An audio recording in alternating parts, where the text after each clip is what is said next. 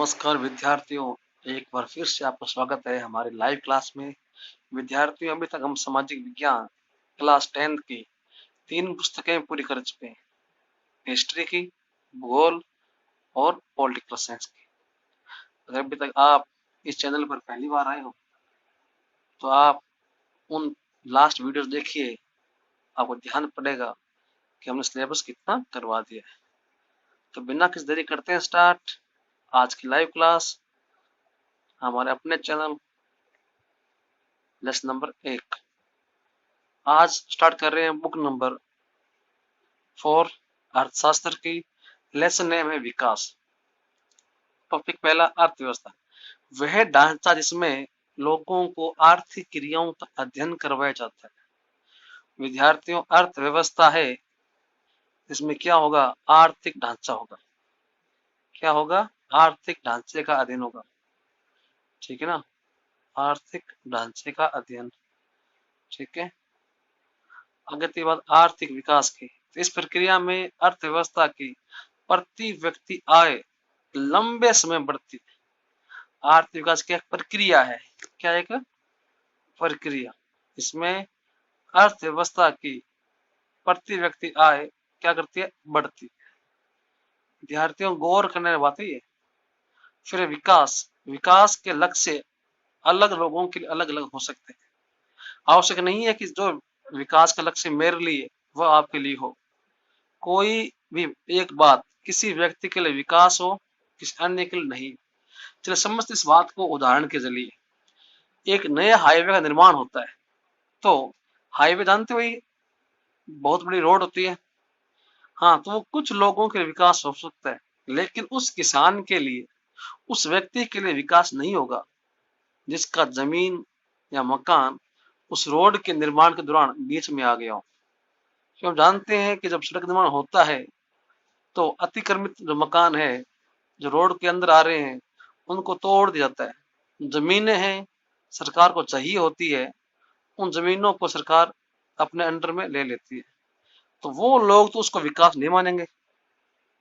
तो अलग अलग लोगों के लिए विकास की परिभाषाएं अलग अलग हो सकती है। किसी भी व्यक्ति की जिंदगी कंडीशन इस बात को तय करती है कि उसको किस प्रकार के विकास की आवश्यकता है। इसके लिए हम दो अलग अलग लोगों को उदाहरण लेते हैं। पहला आदमी जो गांव में रहता है, और उस व्यक्ति को छोटे मोटे काम के लिए जब पास वाले शहर में जाना होता है तो अपने गांव से वो 5 किलोमीटर दूर पैदल चलकर जाता है।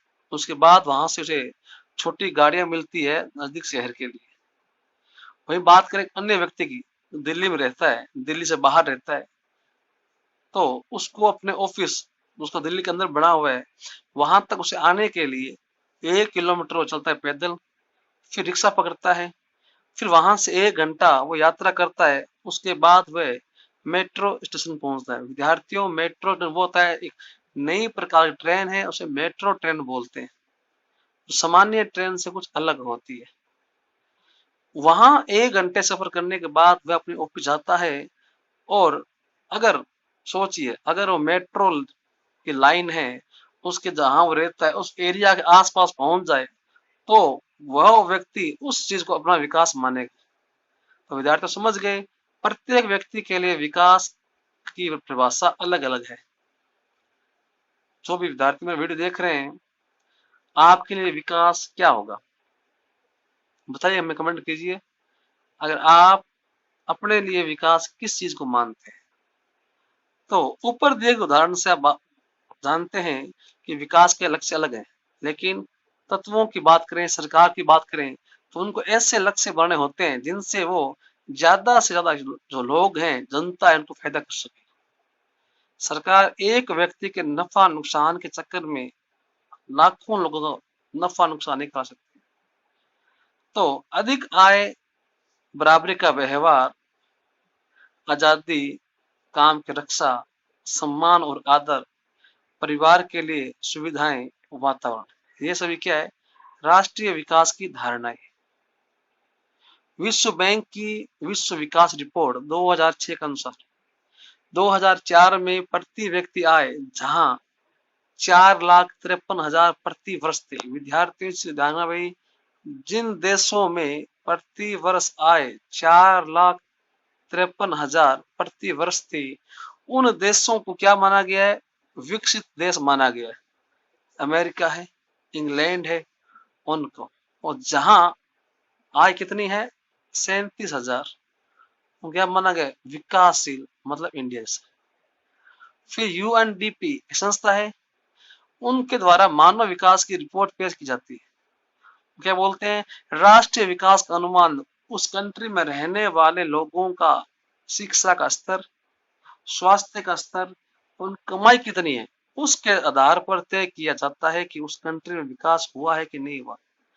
अब करते हैं बात विकास के लक्ष्यों की। तो पहला पॉइंट है प्रति व्यक्ति आय।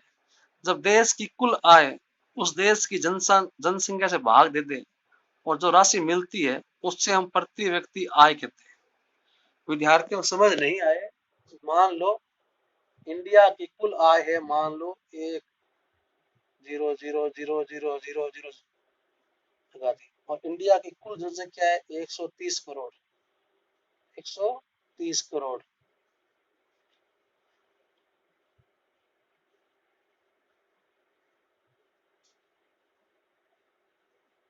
ठीक है, इसको आप काटोगे और जो उत्तर आएगा उस उत्तर को आप बोल सकते हो कि ये क्या है? इंडिया के जनता की प्रति व्यक्ति आय है, उसको आप ये गिन सकते हो। मतलब देश की टोटल जो इनकम होती है उस इनकम को जो भाग देते हैं वहां की जनसंख्या के साथ, और जो उत्तर आ जाए उसे बोलते हैं प्रति व्यक्ति आय।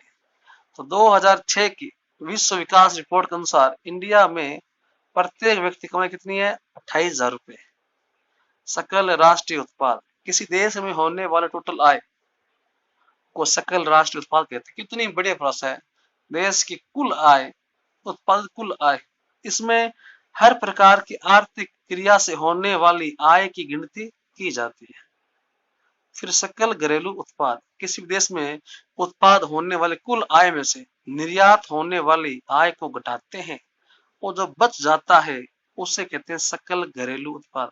तो जितनी कमाई हुई है, उसमें जितना खर्चा हो गया है, वह आपका सकल घरेलू उत्पाद है।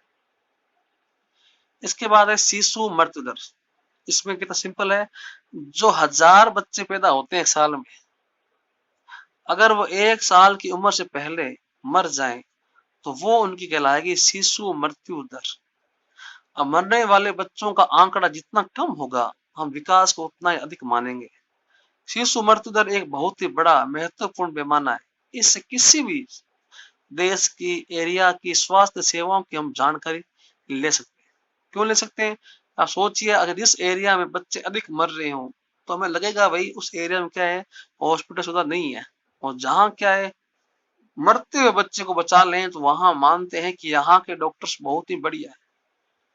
तो ये बात है। 2011 की जनगणना के अनुसार इंडिया में शिशु मृत्यु दर कितनी है? 30.15। मतलब प्रत्येक 1,000 बच्चे जो जन्म लेते हैं उनमें से 30 बच्चों की मृत्यु होती है। तो इससे लगता है कि इंडिया में अभी क्या है, स्वास्थ्य सेवाएं अच्छी नहीं। फिर पुरुष और महिला का अनुपात, प्रति 1,000 पुरुषों की तुलना में महिलाओं की संख्या। यह विद्यार्थियों परिभाषा बहुत जगह पूछी गई है। लिंगानुपात किसे कहते हैं? तो अगर ये आंकड़ा कम है तो ध्यान पड़ता है महिलाओं की हालात कितनी खराब है। 2011 में इंडिया में प्रति 1,000 पुरुषों की तुलना में महिलाएं कितनी थी? 940 थी। अब जन्म के समय संभावित आयु, एक औसत वयस्क अधिकतम जितनी उम्र जीता है उसको संभावित आयु कहते हैं। मतलब एक व्यक्ति जितनी उम्र तक जी रहा है उसको संभावित आयु कहते हैं। सन 2011 की जनगणना अनुसार इंडिया के अंदर 67 ईयर तक आदमी जीता है, 72 साल की एज तक महिलाएं जीती है। हमारे देश में व्यापक जीवन स्तर का लेवल इसे ध्यान पड़ता है। जिस देश में मूलभूत सुविधा अच्छी है तो वहाँ स्वास्थ्य अच्छा होगा, लोग आय अच्छी होगी और आयु भी बढ़ेगी। हम मान सकते हैं कि औसत वयस्क आयु बढ़ जाएगी। फिर है साक्षर दर। अब साक्षर क्या होता है? अगर 7 वर्ष या उससे अधिक आयु का व्यक्ति कोई भी एक भाषा में सुनना, बोलना, पढ़ना, लिखना जानता हो तो वो साक्षर है। और इसकी जब परसेंट में इसको दर्शाते हैं तो वो साक्षर दर होती है। निवल उपस्थिति, यह अनुपात 6 से 10 वर्ष की आयु में स्कूल जाने वाले बच्चों का वो आयु वर्ग है, उसको कुल परसेंट के साथ जब दिखाते हैं उसी को कहा गया है निवल उपस्थिति। राष्ट्रीय आय, देश के अंदर जो भी वस्तु उत्पन्न हो रही है, वस्तु और सेवाओं से जो हम इनकम होती है देश को, हमें नहीं देश को, तो वह देश की राष्ट्रीय आय है। आप जानते हो देश की राष्ट्रीय आय में यहाँ की जनता का भाग दे दें तो प्रति व्यक्ति आय हमें पता लगती है। BMI ये शरीर का द्रव्यमान सूचकांक है, पोषण वैज्ञानिक है। कोई भी वयस्क आदमी कितना अल्प पोषित है, मतलब कुपोषण शिकार है, उसकी जांच इससे होती है। अगर व्यक्ति 18.5 से कम आता है द्रव्यमान, तो व्यक्ति वो क्या है, कुपोषित है। अगर द्रव्यमान 25 से ऊपर आता है तो वो मोटापे से ग्रस्त है। फिर आधारभूत संरचना, आधारभूत क्या है, किसी भी देश की अर्थव्यवस्था के लिए रीढ़ की काम करती है वहां की आधारभूत संरचना। इसमें सड़कें आती है, रेल, हवाई अड्डे, बंदरगाहें, बिजली का उत्पादन, क्यों इसी से एक देश की अर्थव्यवस्था बढ़ती है। एक अच्छी आधारभूत संरचना से ही आर्थिक गतिविधियां अच्छी हो सकती है और ऐसे समृद्धि भी बढ़ती है। मानव विकास सूचकांक, आय व अन्य कारकों की सूची, इसके आधार पर किसी भी देश की गुणवत्ता का वर्गीकरण किया जा सकता है। एक देश में विकास का स्तर का मूल्यांकन अलग अलग रूप में किया जाता है। इसमें देश की तुलना के लोगों का शिक्षा का स्तर क्या है, स्वास्थ्य क्या है और प्रति व्यक्ति आय क्या है, इसलिए करते हैं बात, तुलना करते हैं विकसित देश में और विकासशील देश में। देखो विद्यार्थियों, आपको स्पष्ट नहीं दिख रही हो तो वीडियो को थोड़ा 360 कर लीजिए। विकसित क्या होता है, वह देश जहां उद्योग बढ़ चुके हों, प्रति व्यक्ति आय बढ़ चुकी हो, उसे विकसित देश बोलते हैं। विकासशील देश क्या है, जहां उद्योग कम हो और आय भी क्या हो, कम हो। कंडीशन क्या है वहां की। जो विकसित देश है वो क्या, आत्मनिर्भर है, समृद्ध है, और जो विकासशील वो गरीब है और दूसरों पर डिपेंड है। संसाधन क्या है, वे संसाधन अपने प्रयोग में ले रहे, विकासशील बहुत कम अपने संसाधनों का प्रयोग करते हैं। साक्षरता, विकसित देश है वहां लोग अधिक पढ़े लिखे, विकासशील है वहां लोग कम पढ़े लिखे। अब विकास व संवर्धन, विकसित देशों में टेक्नोलॉजी बढ़ चुकी है, विकासशील अभी भी क्या है, अन्य देशों पर निर्भर रहते हैं। गरीबी, विकसित देशों में गरीबी बहुत कम है, विकासशील गरीबी ज्यादा है। अर्थव्यवस्था में योगदान, विकसित देशों में तृतीय क्षेत्र उद्योग अधिक है। तृतीय क्षेत्र उद्योग कौन से होते हैं, संचार, परिवहन, इनको बोला गया है तृतीय क्षेत्र। ठीक है, प्राथमिक क्या होते हैं, कृषि वाले। तो यहाँ मैं लिख देता हूँ,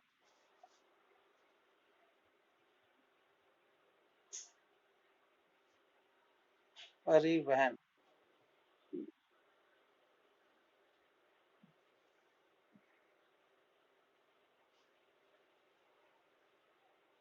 और संचार।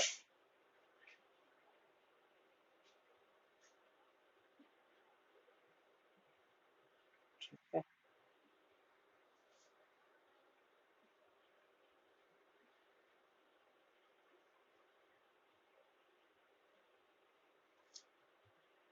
और प्राथमिक कौन सा है, कृषि।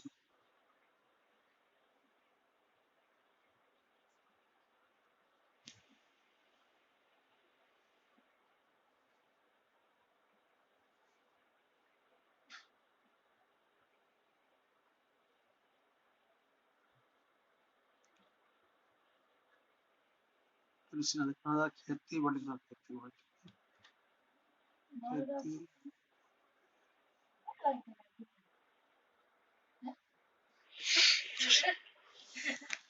आय, विकसित देशों में आय क्या होती है, अधिक होती है, विकास में आय कम होती है। मानव विकास विकसित में ज्यादा होता है, विकासशील में कम होता है। घरेलू उत्पाद क्या होता है, विकसित में ज्यादा, विकासशील में कम होता है। अब विकास के लिए आवश्यक दशाएं क्या है, ऊपर दी गई लिस्ट को परिपूर्ण नहीं मान सकते, इसलिए इस लिस्ट में कुछ तुलना की गई है। तो यहाँ हम तुलना करेंगे दो अलग अलग राज्यों की। एक राज्य पंजाब, जहाँ प्रति व्यक्ति आय 2003 में 26,000 थे, और वहां मर्द कितनी थी, 49, और वहां साक्षरता कितनी थी, 70%। और वहां स्कूलों में 81% विद्यार्थी आया करते थे।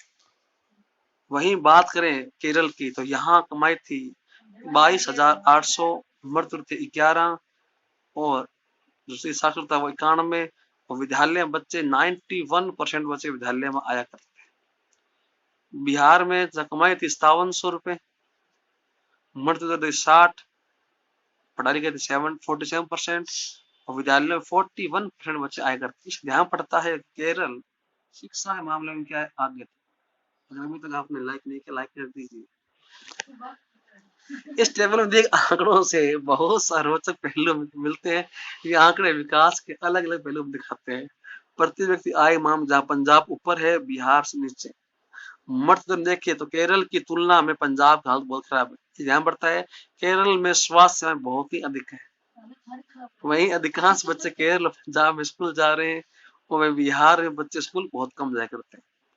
इन आंकड़ों से निष्कर्ष निकलता है कि इन तीनों राज्यों में केरल बहुत ही डेवलप राज्य है और बिहार सबसे बैकवर्ड राज्य। इस तरह अपना इकोनॉमिक्स का पहला पार्ट कंप्लीट हो चुका है। इस पार्ट को आपको जल्दी करवाएंगे। तो वीडियो पसंद आए तो लाइक कीजिए, कमेंट कीजिए, शेयर कीजिए। धन्यवाद।